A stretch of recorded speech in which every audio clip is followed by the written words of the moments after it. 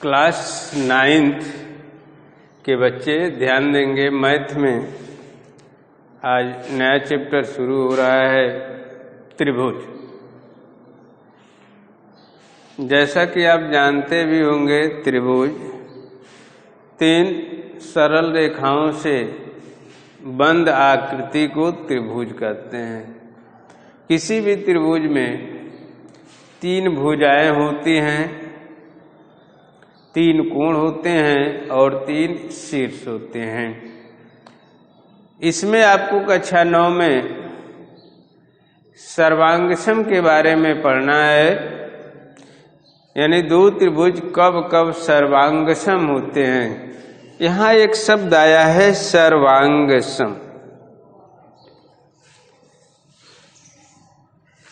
सर्वांगसम का मतलब सर्वांगसम, सर्व धन अंग धन सम, यानी जिसके सभी अंग बराबर हों सर्वांगसम कहलाते हैं। तो 2 त्रिभुजों के अगर अंग अंग बराबर है, अंग का मतलब भुजा भुजा के बराबर है, कोण कोण के बराबर है, तो ऐसे 2 त्रिभुज सर्वांगसम कहलाते हैं। अब 2 त्रिभुजों की सर्वांगसम होने की पहचान क्या है? त्रिभुजों की सर्वांगसमता के लिए कसौटियां क्या है, कैसे हम पहचानेंगे तो 2 त्रिभुज सर्वांगसम है? उसका कुछ नियम हैं। जैसे पहला नियम है,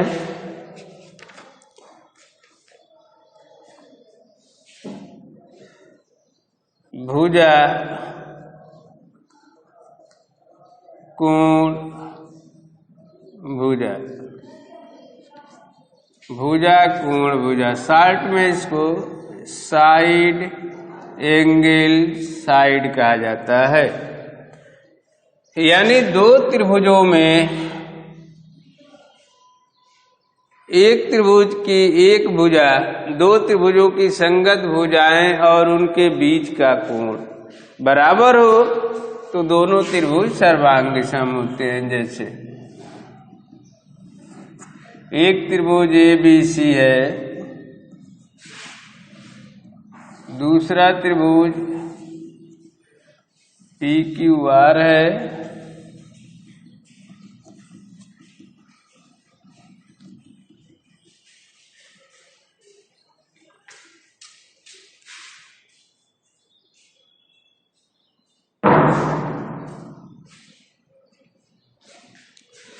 दूसरा त्रिभुज PQR है। यदि AB बराबर PQ हो, कोण B बराबर कोण Q हो, BC बराबर QR हो, तो दोनों त्रिभुज सर्वांगसम होंगे। यह भुजा इसके बराबर, यह कोण इसके बराबर, ये भुजा इसके बराबर, तो दोनों त्रिभुज सर्वांगसम होते हैं। इसको कहते हैं side angle side, side angle side. सर्वांगसम का चिन्ह है त्रिभुज ABC, ये सर्वांगसम का चिन्ह है त्रिभुज PQR, ये सर्वांगसम का चिन्ह। तो ये आपका पहला स्थिति है, side angle side.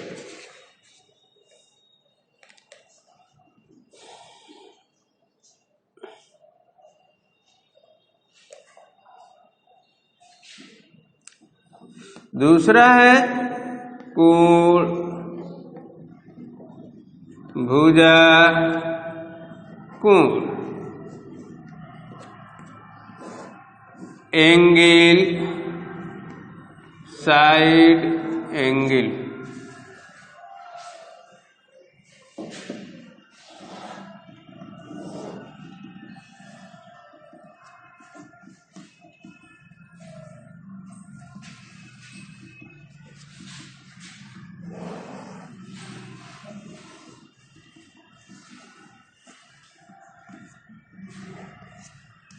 Angle side angle, यह एंगल इसके बराबर, यह साइड इसके बराबर और ये एंगल इसके बराबर।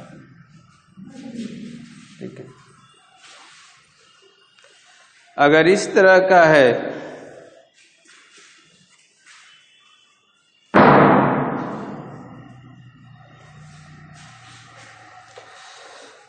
Angle side angle, angle side angle, तब दोनों त्रिभुज सर्वांग सम होंगे।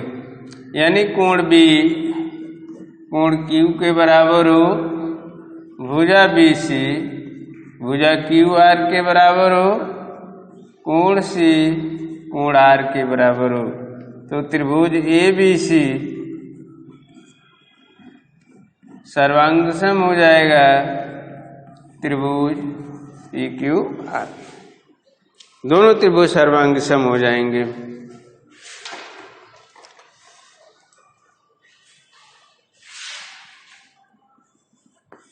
तीसरा है कोण भुजा कोण, कोण कोण भुजा। इसको एंगल एंगल साइड भी कहा जाता है।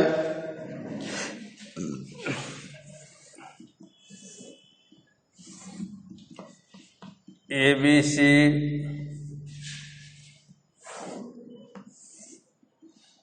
पी क्यू आर, दो कोण क्रम से बराबर हो, यानी यह कोण इसके बराबर हो, यह कोण इसके बराबर हो, ये कोण इसके बराबर हो, तब भी दोनों त्रिभुज सर्वांग सम हो जाएंगे। कोण कोण भुजा हो चाहे भुजा कोण भुजा हो, यानी कुल मिलाकर के दो कोण और एक भुजा। परंतु इसमें आपको ध्यान देना है कि भुजा कोण भुजा है, भुजा भुजा कोण सर्वांग समता की दशा नहीं है। अब ये नहीं कि दो भुजाएं क्रम से आए और उसके बाद कोण आ जाए तब भी सर्वांग सम होगा। हमेशा बीच में कोण होना चाहिए तब, और दोनों भुजाएं किनारे, तब दोनों त्रिभुज सर्वांग सम हो गए। परंतु कोण के लिए ऐसा नहीं, दोनों कोण आप क्रम से हो चाहे बीच में हो, उससे कोई फर्क नहीं पड़ेगा। तो ये तीसरा सर्वांग समता की दशा।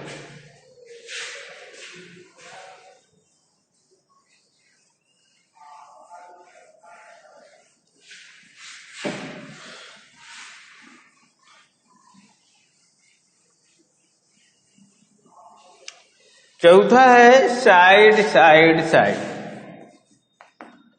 भुजा भुजा भुजा।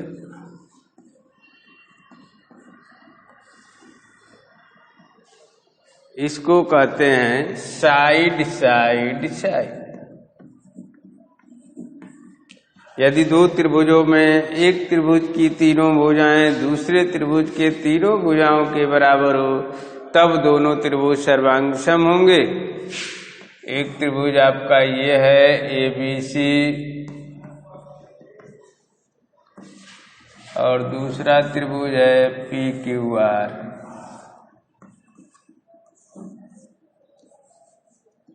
तो अगर यह भुजा इसके बराबर है, ये भुजा इसके बराबर है, और ये तीसरी भुजा इसके बराबर है, तब दोनों त्रिभुज सर्वांग सम होंगे। यानी ए बी बराबर यदि पी क्यू है, बी सी बराबर यदि क्यू आर है, ए सी बराबर यदि पी आर है, तब दोनों त्रिभुज क्या होंगे? सर्वांग सम होंगे। P Q are. पांचवा एक स्थिति है समकोण कर्ण भुजा। समकोण कर्ण भुजा, इसको शार्ट में RHS बोला जाता है, रेक्टेंगल हाइपोटेन्यूज साइड। रेक्टेंगल यानी समकोण। अगर दो समकोण त्रिभुज हैं, अगर दो समकोण त्रिभुज हैं,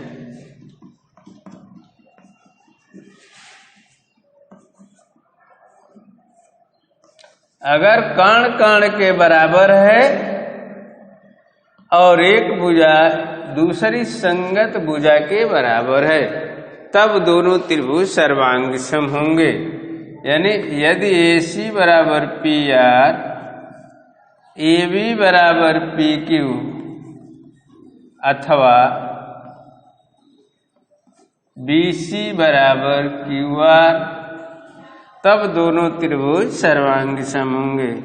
इसलिए त्रिभुज ABC सर्वांग सम त्रिभुज PQR। ये सर्वांग समता की 4-5 स्थितियां हैं, इनको आपको याद रखना पड़ेगा।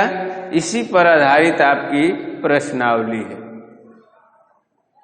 इसमें दो सर्वांगसम त्रिभुज अगर हो जा रहे हैं इन नियमों के अनुसार, किसी भी एक के नियम के अनुसार, तो उनके अंग अंग बराबर हो जाएंगे, अर्थात भुजा भुजा के बराबर होगा और कोण कोण के बराबर हो जाएगा।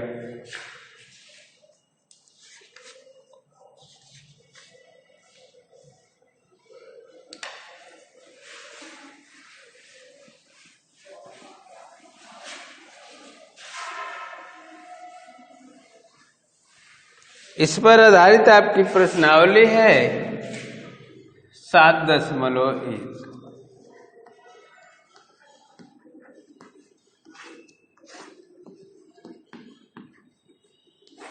7.1 है। चित्र आपका दिया हुआ है, फिगर आपका दिया है, आप देख सकते हैं।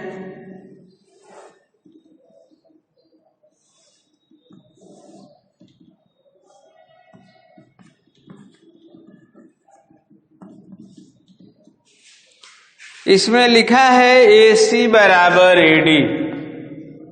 पहला सवाल, AC बराबर AD और AB कोण A को समद्विभाजित करता है, अर्थात यह कोण इसके बराबर और AC बराबर AD। दर्शाइए कि त्रिभुज ABC सर्वांगसम त्रिभुज ABD, BC और BD के बारे में आप क्या कह सकते हैं। ABC और ABD को सर्वांगसम दिखाना है। AC बराबर, आप देख रहे हैं AC बराबर AD दिया है। यह कोण BAD, कोण BAD चाहे BAC बराबर कोण BAD, ये भी दिया है। और AB बराबर AB उभयनिष्ठ।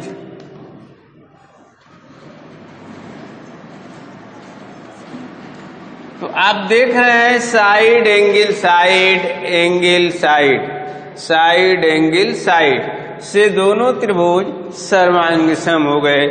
इसलिए त्रिभुज ABD ABC सर्वांग सम त्रिभुज ADB ABD। जब सर्वांग सम हो गए तो तीसरी भुजा के बराबर, इसलिए BC बराबर BD, यानी BC और BD दोनों भुजाएं बराबर होंगी। तो इस तरह से 7.1 प्रश्नावली आज आप लोग करेंगे अपने अपने कॉपी में। हम जानते हैं सबको समझ में आएगा। और जो नियम है सर्वांग समता का, उसी नियम पर आधारित सभी प्रश्न हैं। एक हमने प्रश्न आपको समझा दिया कैसे आपको करना है। यहाँ लिख देंगे नियम को, जिस नियम के अंतर्गत होगा साइड एंगल साइड।